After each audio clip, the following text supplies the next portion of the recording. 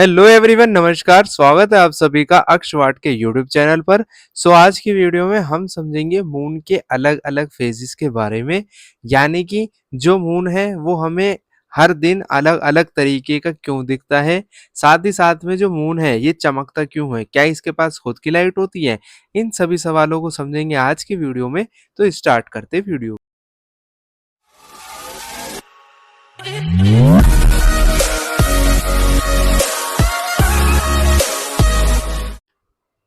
हर रात जब हम स्काई की तरफ देखते हैं यानी कि आसमान में देखते हैं, हमें जो चांद होता है वो अलग अलग शेप में दिखाई देता है। कभी पतला सा क्रीसेंट, कभी पूरा गोल। मून की जो ये चेंजिंग शेप्स है, इसको ही हम मून के फेजेस कहते हैं। यानी कि जो मून की जो बदलती हुई शेप्स है, इनको ही मून फेजेस कहा जाता है। मून आखिर है क्या? मून अर्थ का एक सैटेलाइट है। यानी कि ये एक नेचुरल सैटेलाइट है, और वो भी अर्थ का। तो ये बात आपको ध्यान रखनी है। इसके अलावा मून लगभग 29.5 दिन में यानी कि 29.5 डेज में अर्थ के अराउंड एक चक्कर कंप्लीट करता है। यानी इसको अर्थ का एक चक्कर लगाने में 29.5 डेज का टाइम लगता है। मून खुद लाइट प्रोड्यूस नहीं करता। ये क्या करता है, जो सन की लाइट होती है उसको ही रिफ्लेक्ट करता है, और हमें ऐसा लगता है कि मून के अंदर से लाइट आ रही है।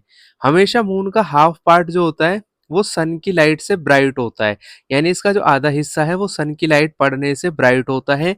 लेकिन अर्थ से हमें मून का सिर्फ कुछ पार्ट ही दिखाई देता है।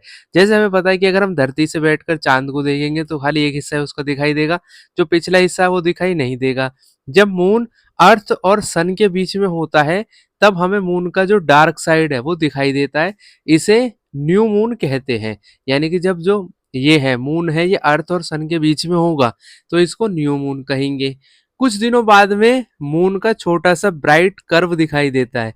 इस फेज को वैक्सिंग क्रिसेंट कहते हैं।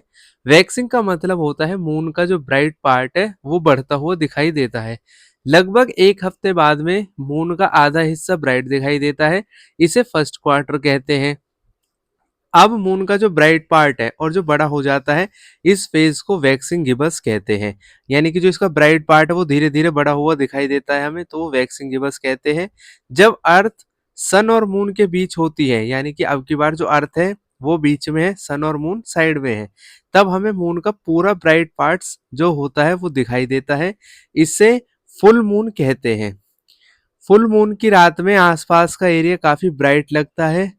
फुल मून के बाद मून का ब्राइट पार्ट धीरे धीरे कम होने लग जाता है, क्योंकि फिर ये चक्कर काटता है धरती के।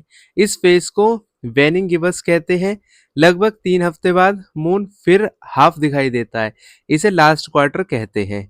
अब मून एक पतला क्रिसेंट बन जाता है। इस फेज को वेनिंग क्रिसेंट कहते हैं। फिर मून वापस न्यू मून फेज में आ जाता है।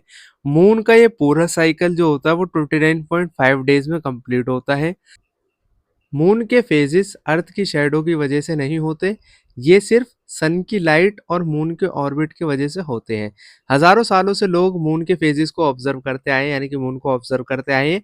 बहुत से पुराने कैलेंडर्स मून के साइकिल पर बेस्ड थे। आज रात जब आप मून देखें, उसकी शेप पर ध्यान दें। मून का वैक्सिंग और वेनिंग हमें याद दिलाता है कि स्पेस में सब कुछ हमेशा मूवमेंट में है। तो यहाँ पर हमारी ये वाली वीडियो कंप्लीट हो जाती है, जिसमें हमने इसके सभी फेजेस को समझ लिया है। आई होप आपको वीडियो पसंद आई होगी। इसी तरीके की और भी सारी मज़ेदार वीडियोस आपको मिल जाएंगी अक्षवाट के इस यूट्यूब चैनल के ऊपर। मिलेंगे नेक्स्ट वीडियोस में, तब तक के लिए खुश रहे, स्वस्थ रहे, जुड़े रहे अक्षवाट के साथ। जय हिंद, जय भारत।